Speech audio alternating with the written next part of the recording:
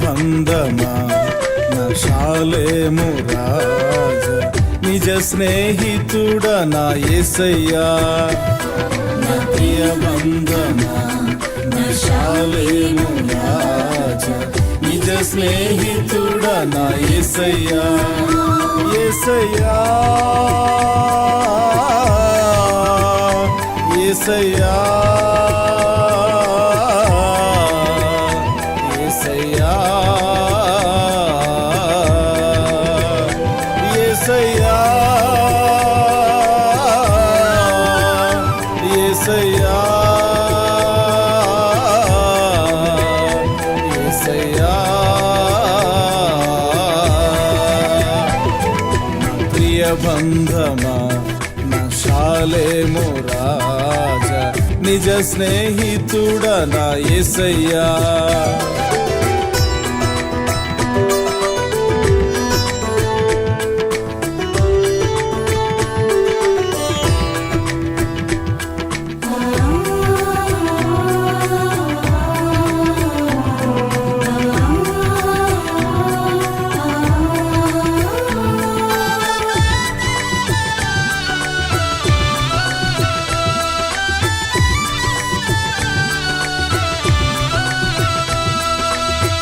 అబ్రహాము స్నేహితుడవై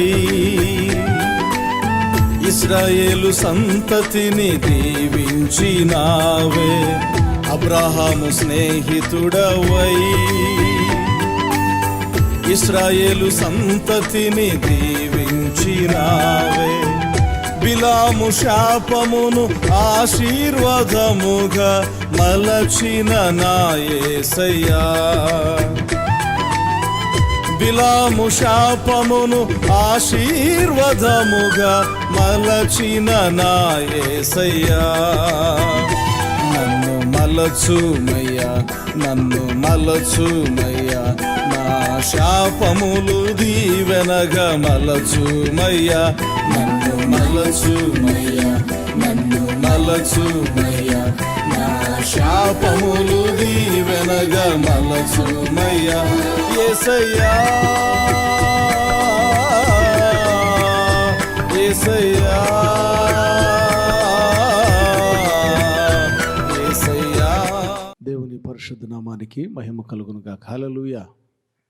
అందరూ కుడి చేయి పైకెత్తి హల్లెలూయా చెబుదాం. హల్లెలూయా హల్లెలూయా.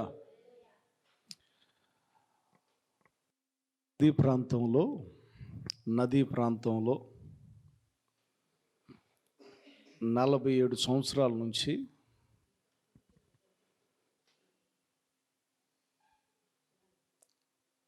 పర్యాటకంగా సందర్శించేటటువంటి పర్యాటక సందర్శకులందరినీ ఒక ట్రిప్ వేస్తూ ఉంటాడంట. ప్రతిరోజు ఆ నదులు చూడటానికి వచ్చినటువంటి వారందరినీ ఒక ట్రిప్ వేస్తూ ఉంటాడు.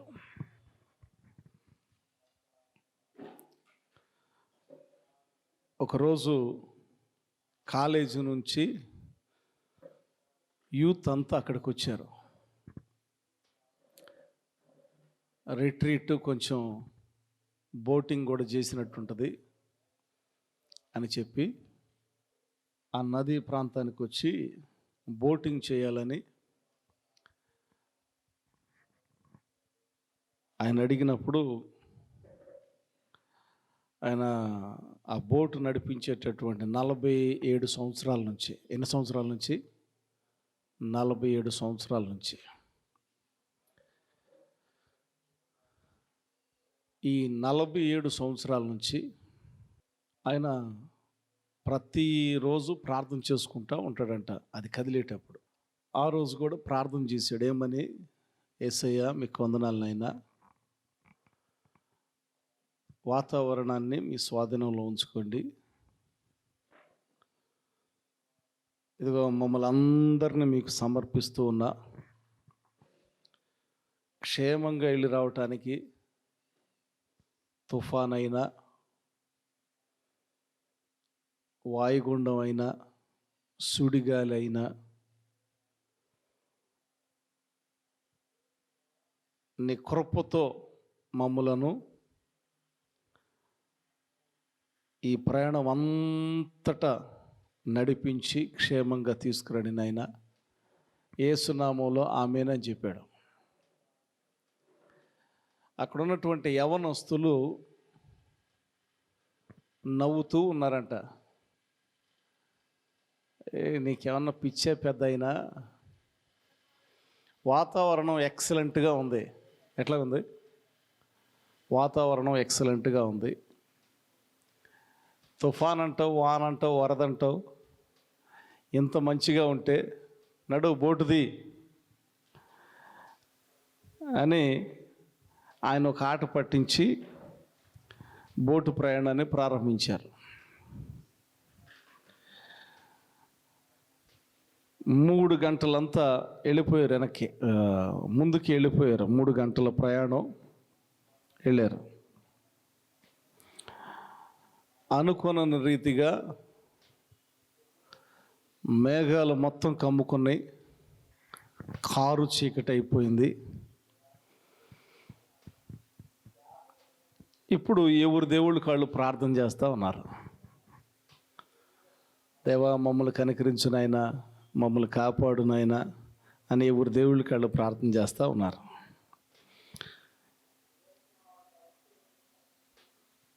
మొత్తం చిక్కుకున్నట్లుగా అయిపోయింది.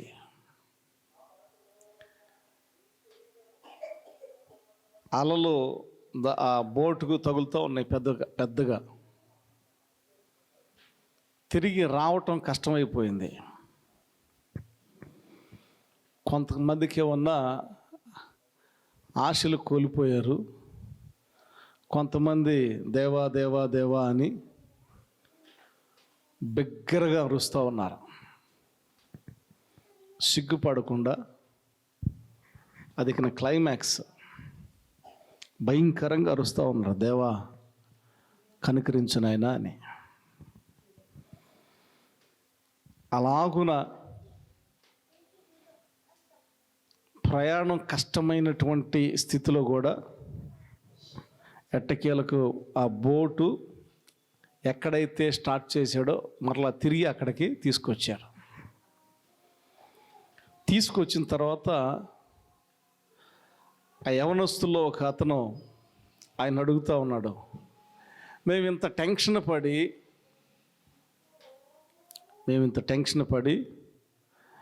దేవా మమ్మల్ని కాపాడు నాయనా అని బిగ్గరగా అరుస్తూ ఉన్నాం. కొంతమంది అయితే ఏడుస్తూ ఉన్నారు, కొంతమంది అయితే వణుకుతూ ఉన్నారు. నువ్వేమన్నా ఏమీ మాట్లాడకుండా సైలెంట్గా నిబ్బరం కలిగి నడుపుకుంటూ వచ్చావు. ఏంటి కారణం ఏంటి అనంటే ఆయన అన్నమాట, అయ్యా 47 సంవత్సరాలు నా అనుభవం, ఈ బోటింగు 47 సంవత్సరాలు. ఈ 47 సంవత్సరాలు నేను బోటు స్టార్ట్ చేసే ప్రతి రోజు నన్ను, నా యొక్క పడవని ప్రభువుకు అప్పగిస్తా. ఇలాంటి సందర్భాలు గతంలో కూడా చాలా వచ్చినాయి. ఎన్ని పరిస్థితులు ప్రతికూలంగా ఉన్నా సురక్షితంగా దేవుడు నడిపిస్తూ ఉన్నాడు. ఎలాంటి ప్రతికూల పరిస్థితులు వచ్చినా కనుక నేను భయపడాల్సినటువంటి అవసరం లేదు. నేను ఆల్రెడీ ఉదయం ప్రార్థన చేసుకొని బయలుదేరిన, నా దేవుడు నాతో ఉన్నాడు, నేను ఆల్రెడీ ఆయనకి సమర్పించుకున్నా. కనుక ఇంకా నేనెందుకు భయపడాలి, నేనెందుకు ఆందోళన చెందాలి, నేనెందుకు కలవరపడాలి అని సమాధానం ఇచ్చాడు ఆయనకి. కొన్నిసార్లు మన జీవితం కూడా నదిలో, కొన్నిసార్లు సముద్రములో పడవ ఎలాగైతే వెళుతూ ఉంటుందో, ఓడ ఎలాగైతే వెళుతూ ఉంటుందో, మన బ్రతుకు కూడా అలాగే ఉంటుంది. ఒకేసారి అలలు ఎగిసెగిసి పడవచ్చు, కొంత సమయానికి నిర్మలంగా ఉండొచ్చు, మరలా కొంత సమయం మరలా వాన రావచ్చు, మరలా అలలు కొట్టచ్చు, కొన్నిసార్లు మునిగిపోవచ్చు, కొన్నిసార్లు ఎన్ని అలలు వచ్చినా కానీ దాన్ని తట్టుకొని ముందుకెళ్తూ ఉండొచ్చు. సముద్రము లోకానికి సాదృశ్యం. సో లోకం అనే సముద్రంలో మన బ్రతుకనేటటువంటి నావ, పడవ, ఓడ ప్రయాణం సాగుతూ ఉన్నప్పుడు అలలు కామనా కాదా? సముద్రములో అలలు లేకుండా సముద్రం లేదు, అలాగే శ్రమలు లేకుండా లోకం లేదు. కానీ ఒక నిరీక్షణ, నా యేసు నాతో ఉన్నాడు. అందుకని పౌలు అంటాడు, వెనుకున్నవి మరచి ముందున్న వాటి కోసం పరిగెత్త. 2024లో చాలా అలలు వచ్చి ఉంటాయి. 2024 ఒక్కొక్క అల ఒక్కొక్క అనుభవం కదా. కొడితే ఈ పడవ ఎంత షేక్ అయ్యిద్దో పడవకు కూడా తెలియదు. ఒక్కోసారి మునిగిపోతుంది, ఒక్కోసారి జీవితం ఈ దెబ్బ ఇక కోలుకోలేను అనిపిస్తూ ఉండొచ్చు. ఈ అల అంతటి పరిస్థితుల్లో కూడా దేవుడు నడిపించాడు. సో 2-3 విషయాలు మనం జ్ఞాపకం చేసుకోవాల్సింది ఏంటంటే, వెనకున్నవి మరవాలి. ఏదైతే నువ్వు సాధించావో, ఏదైతే నువ్వు చేసావో దానిని చెప్పుకుంటూ తిరగటం కాదు. ఇప్పుడు మనం ఏం చేస్తూ ఉన్నాం? నేను అది చేశా, దట్స్ ఫినిష్. 2024 it's finish. 25లో నువ్వేమై ఉన్నావు, 25లో నేనేమై ఉన్నా. 25లో నువ్వేం సాధించబోతున్నావు, నేనేం సాధించబోతావు అన్నా. ముందున్న వాటి కొరకు పరిగెత్తాల. అక్కడ పరుగు గురించి చక్కగా ఉంది. వెనుకున్నవి మరచి ముందున్న వాటికై పరిగెత్తుతాను. 2025 ప్రారంభంలో ఉన్నాం కదా. పొద్దున కూర్చొని ఆలోచిస్తూ ఉన్నా, యేసయ్య ఎవరు పరిచర్య కొరకు నిలబడతారో, ఎవరు నిలబడరో, కాలం ఎట్లాగా మారుతూ ఉంటుందో, ఏ అలలు ఎగిసెగిసి మీద పడుతూ ఉంటాయో, ఏ అలలు ముంచటానికి ప్రయత్నం చేస్తాయో లేకపోతే ముంచేస్తాయో, ఆ ముంచేటప్పుడు మునిగిపోతూ ఉన్నప్పుడు నీ నామం పేరట ఆ నిరీక్షణ కోల్పోకుండా ఆనుకునే భాగ్యం నాకు దయచేయి ప్రభు అని ప్రార్థన చేసుకున్నా. అది ఎంత పెద్ద అలైనా, ఎంత పెద్ద శోధనైనా, అల కొట్టినప్పుడు నా బ్రతుకు ఆ అలల దాటికి, ఆ శ్రమల దాటికి, ఆ శోధనల దాటికి ఊగుతున్నా, మునిగిపోతున్నా, ప్రతి స్థితిలో నీ మీద ఉన్న నిరీక్షణ, విశ్వాసం కోల్పోకుండా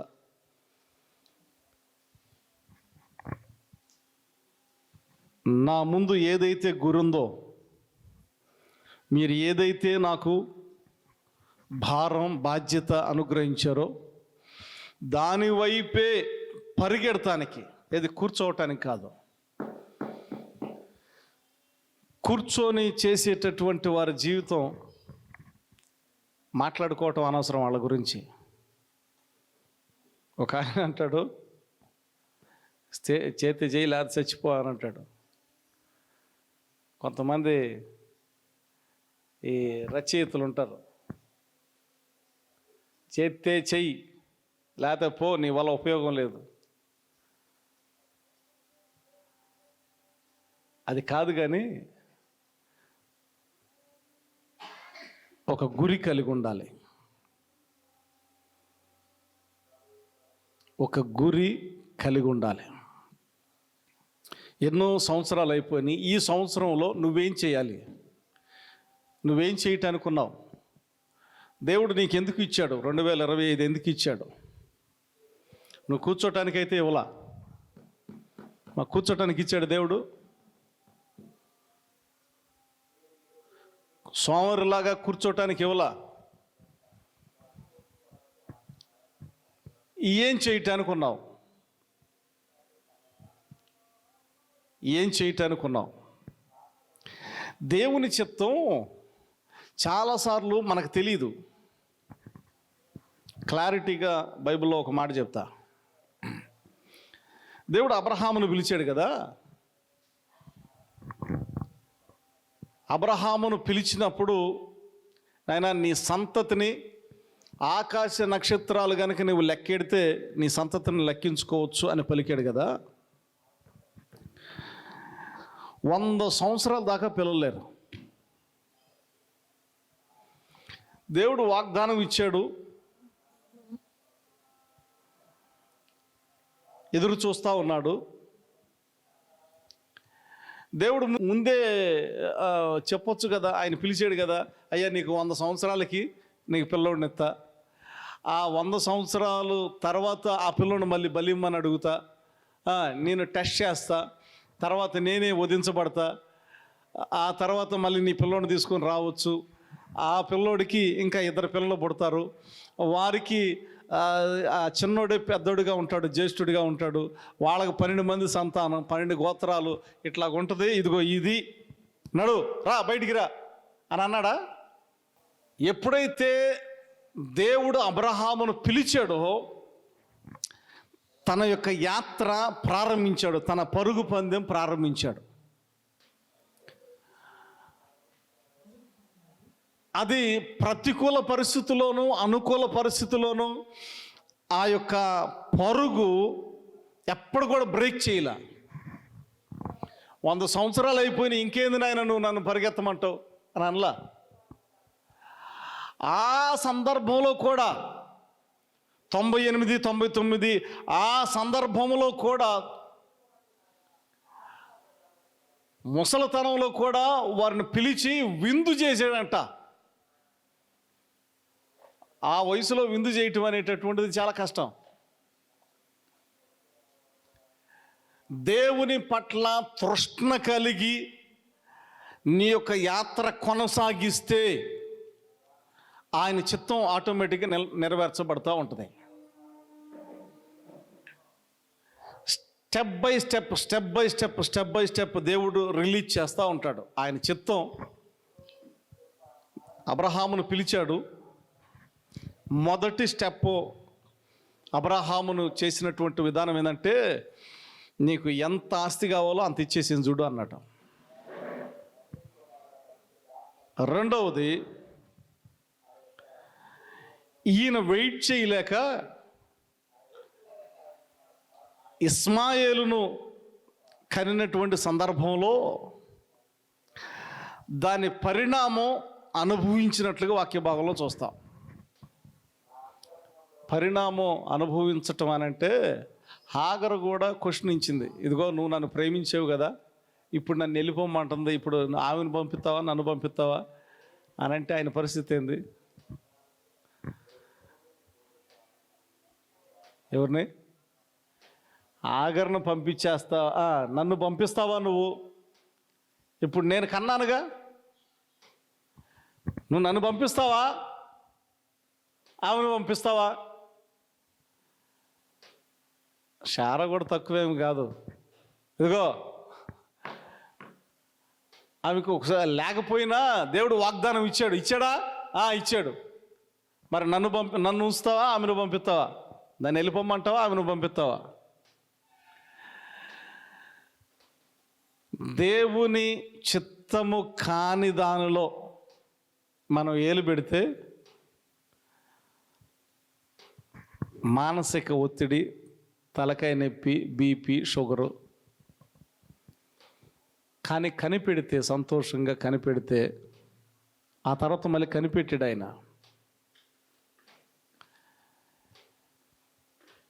వందో సంవత్సరంలో ఇస్సాకునిచ్చిన తర్వాత ఎంత టెన్షన్ పడ్డాడంటే, ఇదిగో నాయన ఆయన తీసుకొని నేను చూపించేటటువంటి ప్రదేశానికి రా, నీ కుమారుడిని బలిగా అర్పించు అన్నప్పుడు తన పరుగు ఆపకుండా అదే రీతిగా నమ్మకం ఉంచి ఇస్సాకును బలిగా అర్పించటానికి తీసుకెళ్ళాడు. బలిగా అర్పించేటప్పుడు ఆయన ఇస్సాకు అడిగాడు, తండ్రి ఇదిగో కట్టెలు ఉన్నాయి, నొప్పి ఉంది, కానీ బలిగా అర్పించటానికి ఆ బలి పశువు ఎక్కడ అని అడిగినప్పుడు యెహోవా ఈరే అని పలికాడు. కానీ లోన నేను బహుశా సంతోషించాడు అనుకోవట్లా. నిరీక్షణ ఉంటే ఉండొచ్చు, కన్ఫ్యూజన్లో ఉన్నాడు, ఏడ్చాడు, లేకపోతే నా ఆలోచన తప్పయి సంతోషించాడో తెలియదు. కానీ మొత్తానికి కట్ల మీద బేర్చాడు, వధించటానికి కత్తి పైకెత్తాడు. ఇస్సాకును కట్ల మీద బెర్చి వధించటానికి కత్తి పైకెత్తాడు. లేఖనం సెలవిస్తూ ఉంది, దేవుని స్వరం అక్కడ వినబడినటువంటి సందర్భం. అబ్రహామా ఆగు, నీ ఒక్కగానొక్క కుమారుణ్ణి నాకు ఇవ్వటానికి వెనుదిరగలేదు కనుక నీవు నాకు భయపడుచున్నావు అని ఇందు మూలముగా నేను తెలుసుకున్నా. నువ్వు నా యందు నమ్మిక ఉంచి ఉన్నావని, నన్ను వెంబడిస్తున్నావని ఇందు మూలంగా నాకు అర్థమైంది అని చెప్పి తనే ఒక గొర్రె పిల్లగా కనపరుచుకొని తన కుమారుడైన ఇస్సాకు స్థానంలో తనకు బదులుగా ప్రభువే వధించబడినట్లుగా, బలిగా అర్పణగా అర్పించబడినట్లుగా వాక్య భాగంలో చూస్తాం. ఈ యొక్క ప్రయాణం అంతటిలో నేను మొదట చెప్పాను కదా ఒక ఉపమానం. ప్రతిరోజు దేవునితో సహవాసం కలిగి తన యొక్క ప్రయాణాన్ని కొనసాగించాడు. ప్రతిరోజు దేవుడు తోడుగా ఉండి సురక్షితాన్ని అనుగ్రహించాడు. అలాగే అబ్రహాము కూడా ప్రతిరోజు ఆయనతో సహవాసం చేశాడు. ఎందుకంటే అబ్రహాము దేవుడు ఇరువురు స్నేహితులు అని రాయబడింది. స్నేహితులు అని అంటే పలకరించుకునే రోజు ఉండదు. So they will talk much, they will together, they will spend much time. వారు ఎక్కువ మాట్లాడుకుంటారు, ఎక్కువ సమయం గడుపుతారు. ఎందుకంటే వారు స్నేహితులు కాబట్టి. అంటే స్నేహితులు అనగా ప్రతిరోజు సహవాసం విడిచిపెట్టలేదు. ఎంత స్నేహం అంటే, ఇదిగో నేను చేయబోయే కార్యాన్ని అబ్రహాముకు మరుగుపరిచేదనా, నా స్నేహితుడైన అబ్రహాముకు మరుగుపరిచేదనా అని అంటాడు. అంతటి స్నేహం దేవుడు అబ్రహాముతో ఎందుకు చేశాడంటే, అబ్రహాము ప్రతిరోజు దేవునితో సమయాన్ని గడిపేవాడు. అనేకమైనటువంటి అలలు అబ్రహాము జీవితాన్ని తాకాయి. అనేకమైన శోధనలు, సుడిగుండాలు, అలలు, తుఫాను ఆయన జీవితం అనేటటువంటి నావను కొట్టిన సందర్భాలు ఉన్నాయి.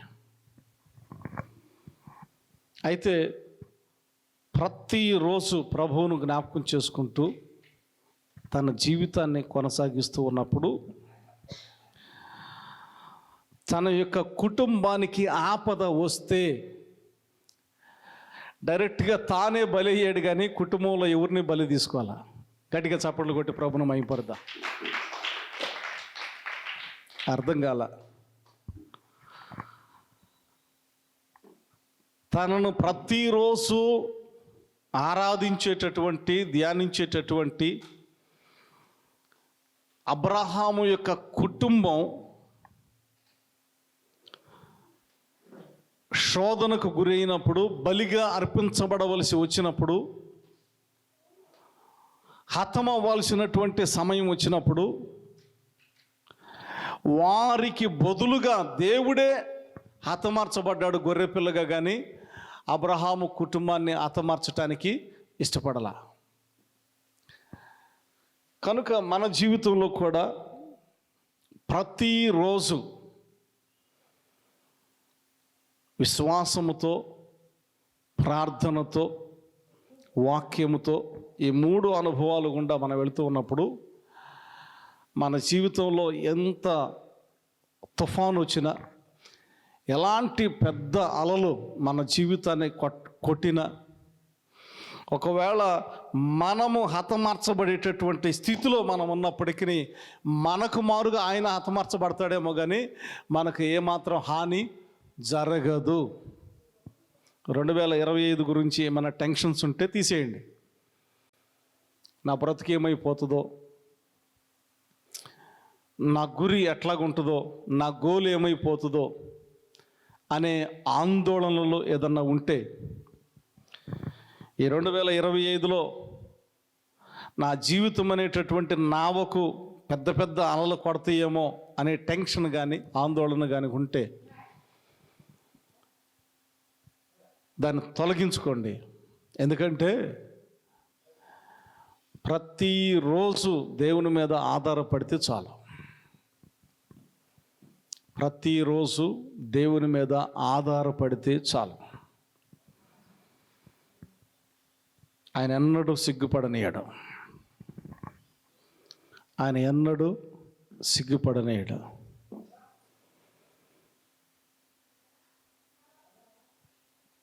సేవ ప్రారంభంలో 15 మంది బీజేపీ వాళ్ళు ఎదురొచ్చి, అరే డానియల్గా, నువ్వు ఈ ప్రాంతం వదిలిపెట్టి వెళ్ళిపో, లేకపోతే తొందరలో నువ్వు శవమై ఉంటావు అని 15 మంది వార్నింగ్ ఇచ్చారు. అప్పుడు ఒకటే అనుకున్నా,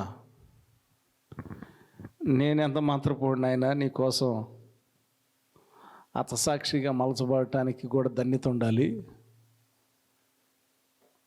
ఒకవేళ అలాంటిది ఏదన్నా ఉంటే ఇంకా అంతకు మించిన ధన్యత ఏం లేదు, చస్తే లాభం అని అక్కడే ఉండిపోయినా. ఇప్పటికీ అదే ప్రాంతంలో పరిచర్య జరుగుతూనే ఉంది. ఎవరైతే వార్నింగ్ ఇచ్చారో వాళ్ళందరూ సార్ నమస్తే సార్ అంటా ఉన్నారు. ఇంకొక సందర్భంలో పాత బస్తీ హైదరాబాద్లో, అక్కడ సువార్త సేవ చేసాం 6 నెలలు. ఒక ఆయన అరటిపళ్ళు అమ్మే చాకు తీసుకొని వచ్చాడు. మధ్యలో బస్సు వచ్చింది. ఆ బస్సులో ఒక ఆయన తెలిసిన ఆయన, నువ్వు రా నీతో పని ఉంది అని రెక్కబొట్టుకొని బస్సులోకి లాగాడు.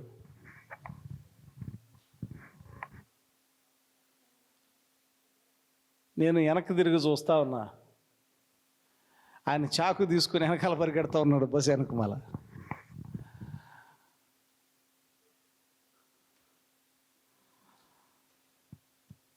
అన్నీ హైదరాబాద్ కూడా వదిలిపెట్టేసేసి, నాయన బైబిల్ కాలేజీ ఏర్పాటు చేయి,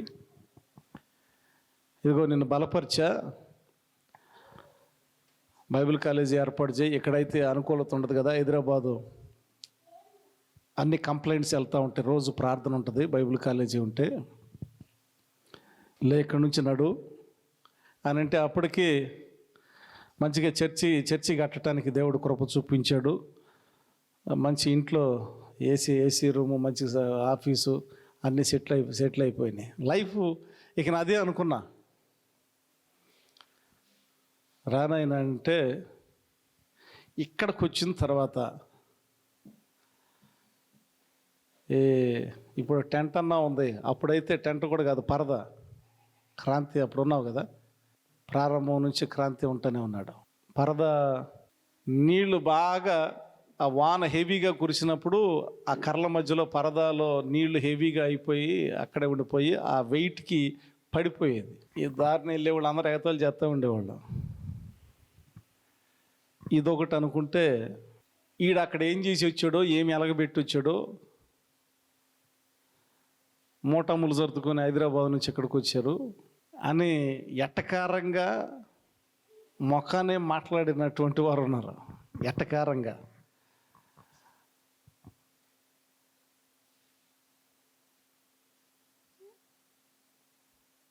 ఆ సందర్భంలో ఏ నాడు కూడా ఊహించలా బైబిల్ కాలేజీ బిల్డింగ్గా ఇట్లాగా 26 పిల్లర్స్తో, పిల్లర్కి 12 అడుగులు 26 పిల్లర్స్తో పెద్దది కడతామని 80x40 మందిరం ఇట్లాగా దేవుడు కడతాడు అని ఇలాంటి ఏమి లేవు. ఈ కిషోర్ని అప్రిషియేట్ చేయాలా. నేను ఓపెన్గా ఒక మాట చెప్పిన, ఒరే దేవుడు ఇక్కడికి రమ్మన్నాడు, ఎట్లాగుంటుందో తెలీదు, నీకు లైఫ్ ఇస్తానో తెలీదు, నా పరిస్థితి దేవుడు మరి బైబిల్ కాలేజీ విషయంలో ఎట్లాగా మరి సహకరిస్తాడో, మరి ఎప్పటికి అవుతుందో తెలీదు, హైదరాబాదులోనే ఉండిపో, అక్కడే చదువుకో, అనిల్ వాళ్ళు ఉన్నారు, ఇంకా ఉన్నారు, లేకపోతే ఇంటికి వెళ్తానంటే వెళ్ళు అని అంటే కుర్రోడు రూతు టైప్ వచ్చాడు. నువ్వు ఎక్కడుంటే నేను అక్కడ ఉంటా, నువ్వు ఏది తింటే నేను అది తింటా అని చెప్పి మరి ఆయన తీర్మానం. పరుగు మాత్రం కొనసాగిస్తూనే ఉన్నాం. ఏదైతే గురి ఉందో కొనసాగిస్తూనే ఉన్నాం. అలలు వచ్చినాయి, చాలా అలలు వచ్చినాయి, నిందలు వచ్చినాయి, అవమానాలు వచ్చినాయి, పరిస్థితులన్నీ తారుమారు అన్నట్లుగా ఉన్నాయి. కానీ ప్రతిరోజు దేవునిని తలుచుకున్నటువంటి రోజు లేదు. ప్రతిరోజు కన్నీరు కారుస్తూనే, దేవా ఇదిగో నన్ను ఇక్కడికి నడిపించావు, కార్యం కోసం, ఒక గురి కోసం, ఒక పని కోసం అని ప్రార్థన చేస్తూనే ఉన్నాం.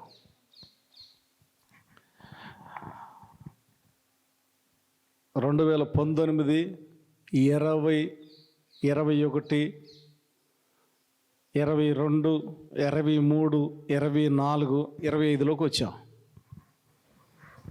5 సంవత్సరాలు ఇక్కడికి వచ్చి, ఈ 5 సంవత్సరాల్లో ఏ సంవత్సరం కూడా ఆందోళన చెందలా. దేవుడు ఉన్నాడు అని ఉదయాన్నే లేచి ప్రార్థన చేసుకోవటం, వాక్యం చదవటం, ఎలాంటి అలలు వచ్చినా కానీ ఆందోళన చెందకుండా ఏదైతే ఒక గురిని ఏర్పాటు చేసుకున్నామో, 100 మంది సేవకులను తయారు చేయాలి, వాళ్ళ ద్వారా 100 సంఘాలు మన తరంలో అవి చెయ్యాలి అని ఆ గురి వైపే, గురి కోసమే నడుస్తూ ఉన్నప్పుడు దేవుడు ఎక్కడ కూడా సిగ్గుపడనీయకుండా, తొక్కేద్దాం అనుకున్నటువంటి వారు కూడా లేకపోలేదు. దేవుడు ఎవ్వరికి కూడా అప్పగించకుండా ప్రతిరోజు ఆయన్ని జ్ఞాపకం చేసుకుంటూ, ఆయన చేతులకు అప్పగించుకుంటూ జీవితాన్ని కొనసాగిస్తూ ఉన్నప్పుడు ఆయన నడిపిస్తూనే ఉన్నాడు, నడిపిస్తూనే ఉన్నాడు, నడిపిస్తూనే ఉన్నాడు. ఈరోజు ఉదయం కూర్చొని ఆలోచిస్తూ ఉన్నప్పుడు, అయ్యా మరొక నూతన సంవత్సరం వచ్చింది అని అంటే దేవుడు మాట్లాడిన మాట, నువ్వే ఉద్దేశంతోనైతే వచ్చావో దానిలో ముందుకు సాగిపో, నేను నీకు తోడుగా ఉన్నా, ఆందోళన చెందొద్దు, కలత చెందొద్దు, ఆందోళన చెందొద్దు, కలత చెందొద్దు అని ఆ సందర్భం మార్కు సువార్త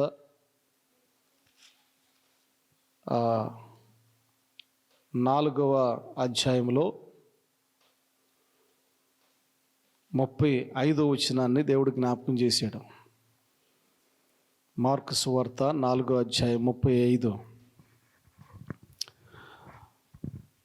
వారు అడుగుతూ ఉన్నారు, బోధకుడా నీకు చింత లేదా? మేము నశిస్తున్నాము, మేము నశించిపోతున్నాము, మేము నశించిపోతున్నాము. కానీ దేవుడు ఈ నూతన సంవత్సరాలు జ్ఞాపకం చేస్తున్నమాట, నేను అమరమునే ఉన్నా, నువ్వున్న ధోనిలోనే నేనున్నా. ఎక్కడున్నాను? మరొక సందర్భంలో కూడా రాయబడినటువంటి మాట 38వ వచనంలో చూస్తాం. ఆయన దోనె అమరమున తలగడ మీద తలవాల్చుకొని నిద్రించున్నాడు. అంటే యేసయ్య ఎక్కడ ఉన్నాడు? ఆ ధోనిలోనే ఉన్నాడు. ఇప్పుడు మనం చెప్పాలంటే మన బ్రతుకని నావలో ఉన్నాడు. ఇంకా క్లారిటీగా చెప్పాలంటే మన హృదయంలోనే ఉన్నాడు. మనలో యేసయ్య ఉన్నప్పుడు ఎందుకు ఆందోళన చెందాలి? ఎందుకు కలవరం చెందాలి? 47 సంవత్సరాలు ప్రార్థన చేసుకుంటూ ఉన్నాడంట. అలలు వచ్చినాయి, మిగిలిన వారు ఆందోళన చెందుతూ ఉన్నాడు. నిర్మలమైనటువంటి మనసుతో ఒడ్డుకు చేరాడు. కనుక ముగింపులో ఒకటే మాట, నీ బ్రతుకు అనేటటువంటి నావ ఎన్ని అలల చేత కొట్టబడుతున్నప్పటికీ నీలో యేసయ్య ఉన్నాడు. ఆమేన్. ఎవరున్నారు? ఆ నిరీక్షణే మనల్ని నూతన పరుస్తూ ఉంటుంది. ఏం చేస్తూ ఉంటుంది? నూతన పరుస్తూ ఉంటుంది. నూతన పరచటం అంటే, క్రొత్త బైబిల్ కొన్నాం, 2 రోజులు ఆనందంగా ఉంటుంది కొత్త బైబిల్ కొన్నానని. తర్వాత గీతలు పడుతూ ఉంటుంది, అది 2 రోజులు బులిపే ఉంటుంది. కెమెరా కొన్నాం, 2 రోజులు ఆనందంగా ఉంటుంది. షర్టు కొన్నాం, ఒక 4 రోజుల దాకా బాగానే ఉంటుంది, తర్వాత అది పాతగా అయిపోతూ ఉంటుంది. ఏదైనా ఆనందం ఎంతసేపు ఇస్తుందంటే కొంతకాలం ఇస్తుంది. క్రీస్తులో ఎవడైనా నూతన సృష్టి అని ఉంటుంది కదా. ఏ పరిస్థితిలోనైనా ప్రతిరోజు ఏ పరిస్థితుల్లోనైనా ఆయన్ని జ్ఞాపకం చేసుకుంటే, నువ్వు ఉన్నావు నాయనా అని స్మైల్ వస్తుంది. నూతన ఉత్తేజం, నూతన ఉల్లాసం వస్తూ ఉంటుంది. నువ్వు ఉన్నావు నాయనా. అందుకని నూతన సృష్టి అని రాయబడింది అక్కడ. నూతన సృష్టి అంటే ప్రతి క్షణం చిరునవ్వు మన మీద ఉండటమే. నూతనత్వం కనపడినప్పుడు దానిలో ఏమొస్తుంది మనకి? వావ్ అని పళ్ళు 36 పళ్ళ 34 పళ్ళ వావ్ అనుకుంటా ఉంటాం అది చూసి. అప్పుడు ఏమవుతుంది అక్కడ? నూతనంగా ఏదన్నా చూసినప్పుడు వావ్ అన్నప్పుడు ఏముంటుంది? స్మైల్ ఉంటుంది. యేసయ్యలో నూతన సృష్టి ఎలాగవుతారనంటే, ఇప్పుడు నూతనత్వాన్ని చూసి ఎలాగైతే మనలో ఆ స్మైల్ ఉంటుందో, ఆ స్మైల్ ప్రతి అనుకూల పరిస్థితుల్లో, ప్రతికూల పరిస్థితుల్లో యేసయ్యను తలుచుకున్నప్పుడు, యేసయ్యలో ఉన్నప్పుడు ఎవడైనా ఆయన యందు ఉన్నప్పుడు, యేసయ్యలో ఉన్నప్పుడు అది ఏ పరిస్థితి అయినా, యేసయ్య ఉన్నాడుగా. ఎవరున్నారు? యేసయ్య ఉన్నాడుగా. ఇంత నిబ్బరము, ఎంత ఆనందం కోట్లు ఉన్నా కానీ రాదు. కోట్లు ఉంటేనే భయం, కోట్లు ఉంటేనే ఎవడు వచ్చి ఎక్కడ పడుతాడో, ఏ దొంగోడు ఇంట్లోకి చేరతాడో, ఏమీ లేనోడు. నేను చిన్నప్పుడు మంచాలు ఆ దారిలో వేసుకునేవాళ్ళం, ఇళ్ళ బయట దారిలో వేసుకునే అందరూ, ఆ చివరి నుంచి ఈ చివరి దాకా ఉంటుంది, అందరూ రోడ్డు మీదకి వచ్చేవాళ్ళు, ప్రశాంతంగా పడుకునేవాళ్ళు. అప్పుడు ఏ దొంగతనాలు లేవు, ఏవి లేవు, డబ్బులు అంతగా లేవు, డబ్బు పిచ్చి కూడా అంతగా లేదు. ప్రశాంతంగా ఎవరన్నా అడుక్కోవటానికి వచ్చినా కానీ అరషాడు బియ్యం ఖచ్చితంగా పోసేవాళ్ళు, సోలతో తీసుకొచ్చి పోసేవాళ్ళు. ఇప్పుడు ₹1 ఇవ్వటం, రూపాయి ఇవ్వటం అదే కాకనా, అది కూడా కాదు. ఇక వాటి గురించి ధనాపేక్ష సమస్త కీడులకు మూలం, ఆ సబ్జెక్టులోకి వదిలే. చక్కగా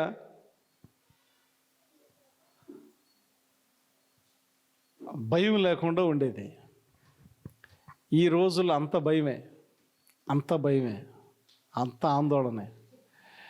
ఎప్పుడు ఎవడు బికారు అవుతాడో, ఎప్పుడు ఎవడు ధనవంతుడు అవుతాడో. ఒక రోజులో ఒకడు ధనవంతుడు అవుతాడు, ఒక రోజులో ఒకడు దివాళా తీస్తాడు. లైఫ్ ఊహకు అందదు, గెస్ చేయలేం, ఎప్పుడు ఎట్లాగ ఉంటుంది అనేది గెస్ చేయలేం. కానీ క్రీస్తులో ఉంటే మనము నూతన సృష్టి. మన బ్రతుకు అనేటటువంటి నావ లోకం అనే సముద్రంలో ప్రయాణం చేస్తూ ఉన్నప్పుడు ఏమీ కాదు. దేవుడు గద్దించాడా లేదా? మార్కు సువార్త 4వ అధ్యాయంలో దేవుడు గద్దించాడా? దేని గద్దించాడు? గాలిని గద్దించినప్పుడు నిమ్మళమైనటువంటి విధానం చూస్తూ ఉన్నా. So we have a Jesus who can command everything. We have a Jesus who has authority upon everything. సమస్తమును ఆజ్ఞాపించగలిగినటువంటి, సమస్తము మీద అధికారము కలిగినటువంటి దేవుడు మనతో ఉన్నప్పుడు దేనికి ఇంకా ఆందోళన చెందాల్సిన అవసరం లేదు కదా. దేనికి కూడా ఆందోళన చెందాల్సిన అవసరము లేదు. సంతోషం, సమాధానం, అంతే. ఇంకా ఆందోళన చెందాల్సిన అవసరం లేదు. ఆరోగ్యం గురించి అయినా, ఆర్థికంగానైనా, పరిస్థితుల గురించి అయినా, వస్త్రం గురించి అయినా, పోషణ గురించి అయినా,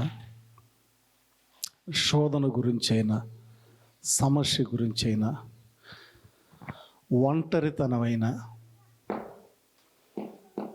ప్రోత్సహించేవారు లేకపోయినా, వెన్ను తట్టేవారు లేకపోయినా, ఒంటరి బ్రతుకుగా అనిపించిన మనతో యేసయ్య ఉన్నాడు. ఎవరున్నారు? మనతో యేసయ్య ఉన్నాడు. ఈ నిరీక్షణ మనలను ఎన్నడూ సిగ్గుపడనీయదు. ఈ నిరీక్షణ మనలను ఎన్నడూ సిగ్గుపడనీయదు. ఆయన మీద ఆనుకుంటే.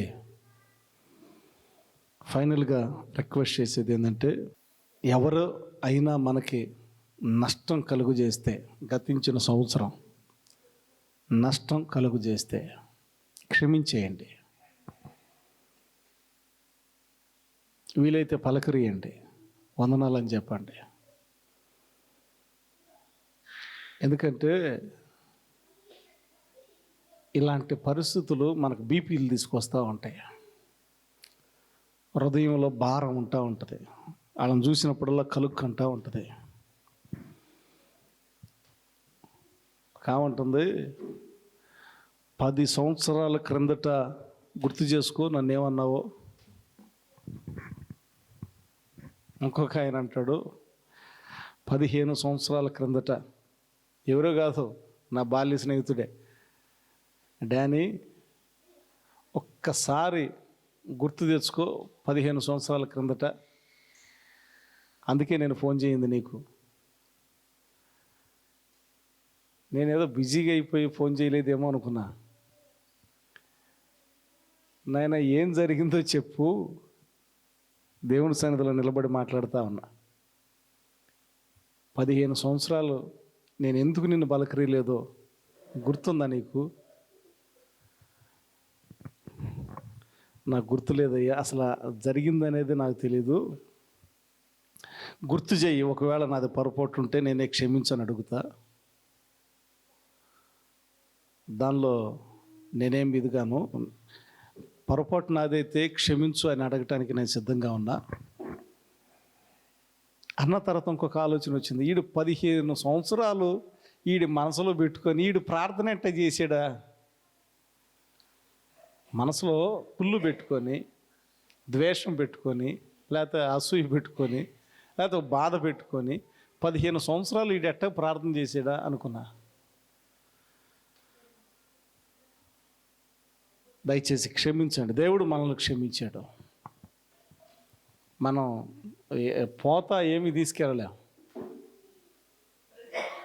సమాధానపరుచువారు దేవుని కుమారులు అనబడతారు. మనం సమాధానాన్ని కోరుకోవాలి. తగ్గించుకుందాం, ఏమవుతుంది? తగ్గించుకుంటే ఏమైనా పోతుందా? ఏమైనా పోతుందా? మనం ఏమైనా నష్టపోతామా? తగ్గించుకున్నవాడు హెచ్చించబడను, బైబిల్ చెప్పే మాటే. ఆ భారం, ఆ ద్వేషం అవి తీసేద్దాం, మనశ్శాంతిగా బ్రతుకుదాం. మన ప్రతి అడుగులో, మన నావలో యేసై ఉన్నాడు. ప్రతి అడుగులో, ప్రతి క్షణం యేసై ఉన్నాడు. ఆయన నడిపిస్తాడు. మనం చేయాల్సిన బాధ్యత ఏంటంటే ఎవరి మీద కూడా ద్వేషం ఉండకూడదు. పరలోక ప్రార్థన ఉంటుంది, నా ఎడల అపరాధములు చేసిన వారిని నేను క్షమించిన ప్రకారం నా ఎడల అపరాధములు అంటే మనం ఎలాగైతే క్షమిస్తామో అలాగున క్షమించబడతాం. ప్రతి ఒక్కరిని క్షమిద్దాం, ప్రభు మీద ఆనుకుందాం. 2025 ఆశీర్వాదకరంగా ముందుకు సాగుదాం. దేవుడు అట్టి కృప మనకు అనుగ్రహించును గాక. ప్రార్థన చేసుకుందాం. మహోన్నతుడు, ప్రేమ కనికరము కలిగిన మా తండ్రి, మీకు వందనాలు. చిన్న పిల్లల మనసు వలె కొట్టినా తిట్టినా మరలా బిడ్డలు ఎలాగైతే తల్లిదండ్రుల దగ్గరకు వచ్చి నోరారా పిలుస్తూ ఉంటారో, మనసారా పిలుస్తూ ఉంటారో, మా బ్రతుకులు కూడా చిన్నపిల్లల మనసు కలిగి ప్రతి ఒక్కరిని క్షమిస్తూ, ప్రేమిస్తూ, ప్రతిరోజు నీ మీద ఆధారపడి నీ కృపలో నడిచేటటువంటి ధన్యత నాకును మాకును యేసయ్య మీ నామం పేరిట కలుగునుగాక. దేవానికి వందనాలు, స్తోత్రాలు. కృపలో జ్ఞాపకం చేసుకోనండి, దీవించండి. దేవా, 47 సంవత్సరాలు సాక్ష్యాన్ని మేము విన్నాం. 47 సంవత్సరాలు ప్రతిరోజు ప్రార్థించుకొని తన జీవితాన్ని కొనసాగించాడు. ప్రతి అలా తన జీవితం అనే నావను కొట్టినప్పుడల్లా భద్రపరుస్తూనే వచ్చారు. నీ మీద ఆనుకున్న వారిని మీరెన్నడూ విడిచిపెట్టే దేవుడు కాదు. మేము కూడా ప్రతిరోజు మీ మీద ఆనుకొని లోకమనే సముద్రములో మా జీవితం అనే నావ కూడా అలలకు కొట్టుకొని పోకుండా, అలల చేత కొట్టబడి మునిగిపోకుండా మీరు మమ్మల్ని నడిపించినట్లుగా ప్రతిరోజు మిమ్మల్ని జ్ఞాపకం చేసుకుంటూ నీ మీద ఆధారపడుతూ మా జీవితాన్ని కొనసాగించే ధన్యత మాకును దయచేయమని. కొన్ని అనుభవాలు జ్ఞాపకం చేసుకోవటానికి మీరు కృప చూపించారు. గతించినవి మేము మరచి ముందున్న వాటి కొరకు పరిగెత్తేటటువంటి అనుభవాన్ని అనుగ్రహించి ఈ 2025లో కూడా ఏదో ఒకటి మీ నామం పేరట సాధించటానికి, కనీసం కొంతమందినైనా మీ రక్షణ మార్గములో నడపటానికి ఒక బలమైన సాధనముగా మలచబడులాగున దేవా మా పరుగును మలచమని యేసు నామం పేరిట స్తుతించి ప్రార్థన చేయుచున్నాము తండ్రి. ఆమేన్. బంధమా నా శాలేము రాజా, నిజ స్నేహితుడ నా యేసయ్యా,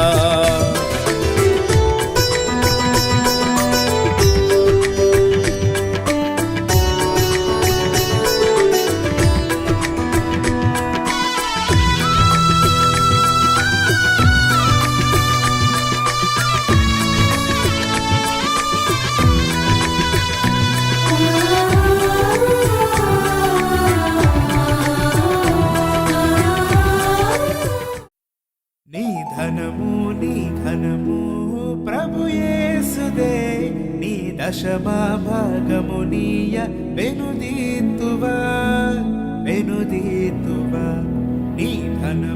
నీ ఘనము ప్రభు యేసుదే, నీ దశమా భాగము నీయ వెనుదీతువా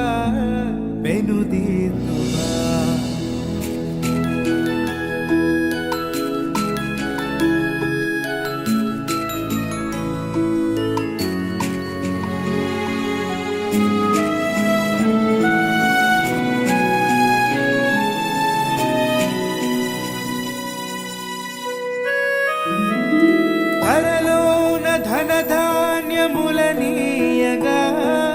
కరుణించి కాపాడి రక్షింపగా, పరలోకనాథుండు నీకీయగా, మరి యేసు కొరకీయ వెనుదీతువా నీ ఘనము ప్రభు యేసుదే, నీ దశమా భాగము నీయ వెనుదీతువా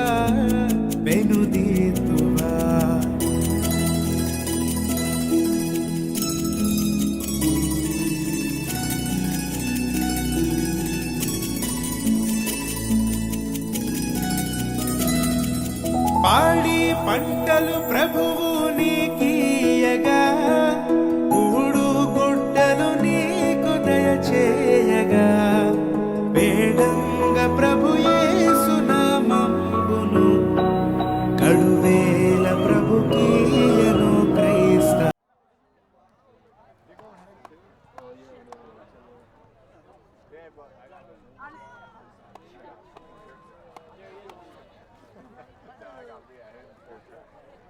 Huh.